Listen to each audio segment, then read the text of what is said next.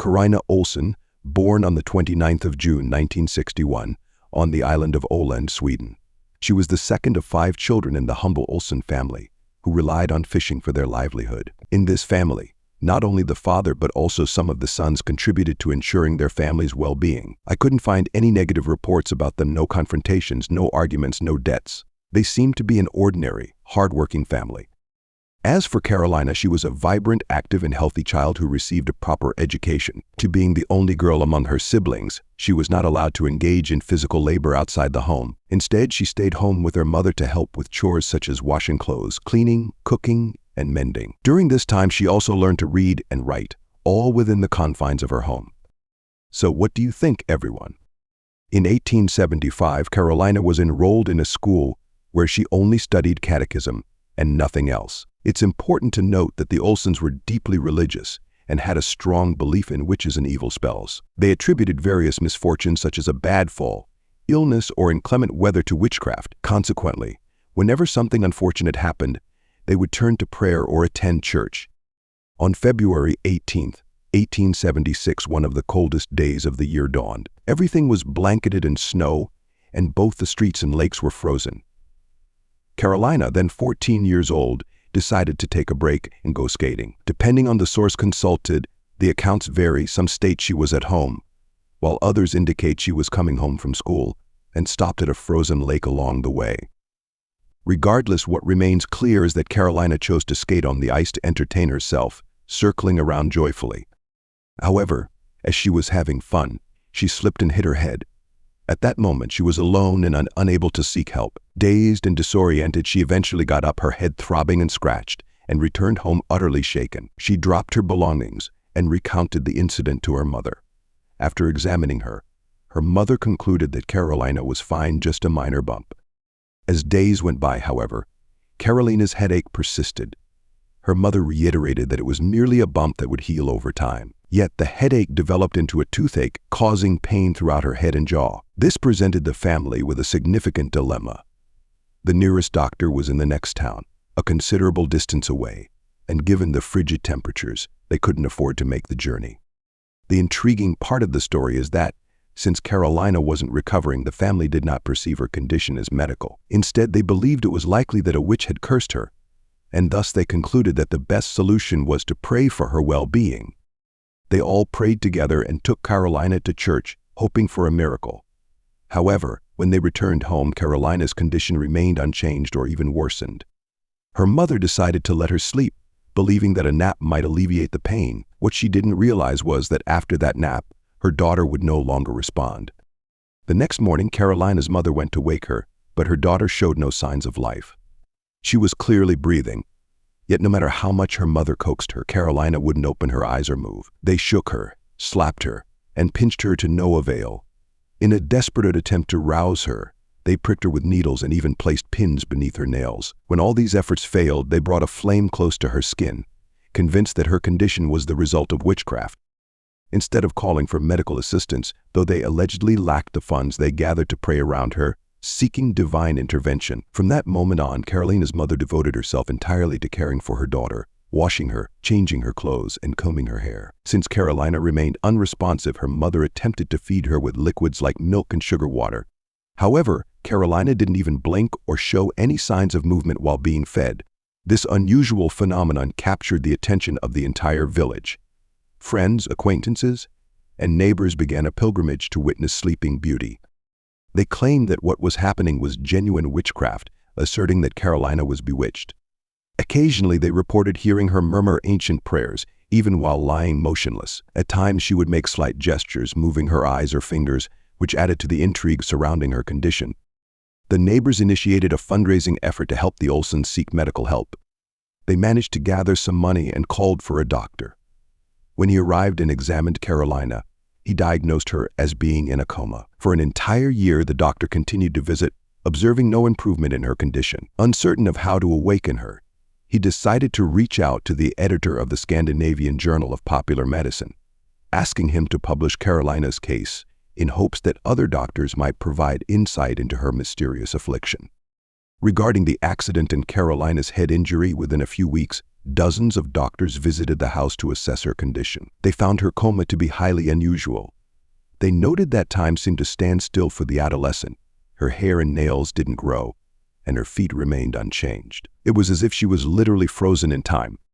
To complicate matters further, the Olsen family was deeply religious and claimed that Karolina would occasionally pray in her sleep, with her eyes closed, communicating with God before falling back into bed. The entire situation defied logic. In 1892, Dr. Johann Emelach offered a new diagnosis, suggesting she suffered from a severe case of hysteria. This was a common diagnosis at the time, often associated with insomnia, faintness, muscle spasms, and other ailments. Essentially, he had no concrete understanding of her condition, so he labeled it as hysteria. Despite the vague nature of this diagnosis, Karolina's case began to receive more serious attention. In July of that year, she was sent to the nearest hospital, where she underwent electroconvulsive therapy. However, this treatment proved ineffective. Due to her continued unresponsiveness, she was re-diagnosed with paralytic dementia. This diagnosis was particularly perplexing, as it typically affected older individuals and stemmed from severe cases of syphilis, which did not align with Karolina's age or medical history. Nonetheless, a diagnosis had been established. On August 2nd, Karolina returned home, where her mother continued to care for her. The doctors had resigned themselves to the belief that she was nearing death and felt there was nothing more they could do to help her. There was nothing more to be done for Karolina, and for the following years, no one came to see her. Unfortunately, time passed for everyone. The siblings grew up, and over time, the Olsen house became independent and emptied out. The parents aged, and in 1904, their mother passed away. Their father hired a maid to care for Karolina, and in 1907, her older brother drowned. Despite not being able to hear or react, the family informed Karolina of the tragic news. At that moment, according to witnesses, she began to cry and wail, but her eyes remained closed. Some sources claim this didn't actually happen, that there was no reaction, while others maintained that the maid saw Karolina murmur and sob, leading the woman to become suspicious of her condition. She began to observe the girl and realized that strange things were happening around her. Although Karolina was in a coma and couldn't move, she seemed to have unusual episodes. The maid noticed that, from time to time, Karolina's clothes changed. She would cover her with a blanket, and when she returned, she would find Karolina in a different position with her hair disheveled or uncovered. Another intriguing aspect that the maid noticed was that some items disappeared from the room, especially sweets. During her shifts, she would sometimes sneak away to eat cookies, cakes, or chocolates, and upon returning and realized that these had veilized. The father of the Olsen family would ask the other siblings, and supposedly no one had touched those treats. And so we arrived at April 3rd, 1908. By 1908, Karolina was 47 years old and had been asleep for 32 years, surviving primarily on milk and sugar water. For 3 decades, she remained completely immobile, silent, and unresponsive. People had begun to lose hope that she would ever wake up. That day was like any other. The maid attended to her duties, leaving Karolina alone in her room. While cleaning, the maid suddenly heard a loud knock coming from inside. The house was likely empty at that moment, suggesting Karolina was completely alone. The knock was perplexing as it implied that someone had entered unexpectedly. The maid hurried into the room and found Karolina standing in the middle, crying and appearing disoriented. Alarmed, the maid summoned the entire family, including the father, siblings, sisters-in-law, neighbors. Everyone in town gathered to witness the event. Karolina, who was approaching her 50th birthday, looked more like a young woman in her early 20s. Shockingly, her muscles had not atrophied. She could walk, stand, and move her hands, arms, and head with perfect health. Despite being fed only milk and sugar water for over 30 years, she appeared well-nourished, strong, and energetic. However, her eyes seemed sensitive to light, indicating they had been closed for a long time. At first, Karolina could only murmur and make sounds, but gradually she began to form words, eventually stating that she did not remember anything from the past 32 years. The only memories that surfaced were from the days leading up to her fall. She recalled slipping, hitting her head, and the intense pain that followed. When asked if she heard anything while asleep, Karolina shared 2 peculiar dreams. The first was of her mother crying and praying beside her, pleading for her to open her eyes. The second dream involved a vast ocean with blue faces floating just above the surface. According to psychiatrists, this indicated that she was somehow aware of her brother's death, as her mind was processing the loss and grief during her sleep. As the days passed, tests of knowledge and reading revealed that Karolina was not only a skilled writer but also displayed no cognitive impairments. The assessments indicated that she possessed an intelligence well above average. Although she lacked basic knowledge in areas like geography and mathematics, her mind appeared prodigious. Naturally, the press capitalized on her extraordinary story, filling their front pages with images of Karolina Olsson, turning her into a local legend and almost a sideshow attraction. While the official accounts described Karolina as shy and unwilling to give interviews or pose for photographs, it seemed she relished the attention she was receiving. The media speculated that she was in a state of hibernation, which supposedly explained her inability to awaken. However, not everyone agreed with this assessment. In 1910, psychiatrist Harold Festone visited Karolina and spent considerable time with her. He was intrigued by her physical appearance. She looked much younger than her 50 years, resembling a woman in her 20s. More striking was her sharp intellect. She was witty, sarcastic, and capable of engaging in mental flirtation, despite the fact that she was technically an older woman. Although she was not attracted to him in a traditional sense, her playful demeanor suggested an emotional vivacity. Festone examined her case and concluded that the notion of hibernation was implausible. It was impossible for someone to survive for over 30 years without nourishment. He posited that Karolina was likely the victim of some psychological trauma related to her head injury. He dismissed the idea that she was simply in a prolonged sleep. Something more sinister must have occurred, possibly involving an assault or exploitation by others.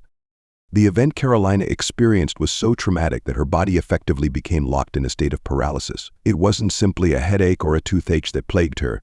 Rather, she endured panic attacks that escalated the anxiety and fear she felt. This culminated in her body becoming entirely immobilized. At that time, this syndrome had no official name, but it is now recognized as resignation syndrome, which primarily affects children and young people who have endured such severe trauma that it disconnects them from the world around them. They often stop speaking, close their eyes, and seem to retreat into themselves, as if their minds are locking them inside their own bodies. This phenomenon can be observed in refugee children fleeing from war and pain, who become frozen due to their traumatic experiences. However, this hypothesis is not the only explanation for Karolina's condition. Another possibility is that her case was unique due to the head injury she sustained from the fall, which led her into a coma. A further theory suggests that she might have been a victim of Klein-Levin syndrome, more commonly known as Sleeping Beauty syndrome, which was identified decades later. This syndrome causes those affected to sleep for extensive periods, sometimes up to 20 hours a day. It predominantly impacts young individuals and is characterized by cycles of prolonged sleep followed by periods of activity, where the person may briefly awaken to eat or perform basic tasks before falling back asleep again. Doctors have noted that no individuals over the age of 40 have been diagnosed with resignation syndrome. This leads to the hypothesis that the condition may have been deactivated after reaching that age, which aligns with the fact that Karolina opened her eyes at 47. Another possibility is that she suffered some kind of trauma, perhaps even sexual assault. Her mother may have been aware of this, and while initially caring for Karolina in a state of apparent coma, might have continued to care for her under the guise of a trance, ensuring that no one else discovered the truth. When not being observed, her mother could have trimmed her nails and fed her nutritious meals instead of just milk and sugar water. Karolina's lack of aging may be attributed to her limited exposure to sunlight. She didn't go outdoors or engage in physical labor and was kept in dark conditions, allowing her muscles to remain healthy. It's plausible that she was able to get up, walk around, and engage in reading and writing during this time, contradicting the narrative of complete immobility. Another theory suggests that this case might have been a deliberate fraud orchestrated by Karolina and her mother to elicit financial support from the community. Neighbors and medical personnel organized fundraisers which likely resulted in donations of food, clothing, and money. However, this theory doesn't explain why Karolina didn't physically react to treatments like electroshock therapy or other medical interventions. Those who knew Karolina described her as a diligent woman content with her life. The last reports indicated that she passed away in 1950 at the age of 80 due to intracranial hemorrhage. The case of Karolina Olsson is certainly intriguing and evokes a range of theories and emotions. The prolonged state of apparent sleep raises significant questions about human physiology and psychology. Whether it was a genuine medical phenomenon or a sophisticated act of deception, the mystery remains compelling. On one hand, the concept of resignation syndrome is fascinating, particularly in how trauma can manifest physically and psychologically, causing individuals to retreat from the world. On the other hand, the possibility of fraud, orchestrated to gain sympathy and financial support, complicates the narrative and adds layers of moral ambiguity. As for the movie you mentioned, it sounds like The Girl Who Didn't Eat, which explores similar themes of psychological struggles and the impact of trauma on an individual's life. I understand how frustrating it can be to forget a movie title, especially when it resonates so deeply. Hopefully, someone in the comments will remember it and help you out. Thank you for sharing this captivating story. It certainly leaves one pondering the complexities of human behavior and the boundaries between reality and perception. And to engage with your audience, I would say, do you think Karolina's case was a result of genuine psychological trauma or a calculated deception? Share your thoughts below. I'm looking forward to more thought-provoking content from you in future videos.